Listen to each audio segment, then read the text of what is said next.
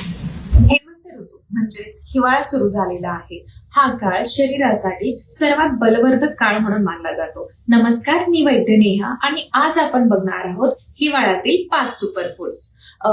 चरक संहितेमध्ये वर्णन आलेले आहे. हेमंते बलवृद्धी ही स्यात, म्हणजेच हिवाळ्यामध्ये शरीराची ताकद आणि अग्नी म्हणजेच डायजेस्टिव्ह फायर हा वाढलेला असतो.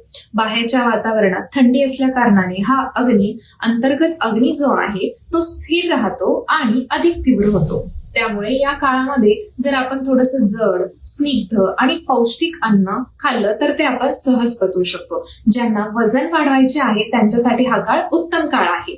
चला तर मग बघूया हे 5 सुपरफूड्स कुठले. यामध्ये नंबर 1 ला आहे गहू. गहू हे मधुर रसात्मक, स्निग्ध आणि गुरुगुणात्मक सांगितलेले आहेत. बलवर्धक तर आहेतच, पण त्याचबरोबर त्वचेला पोषण देणारे आणि शरीराला स्थैर्य देणारे आहेत. या गव्हाचा आपण पोळी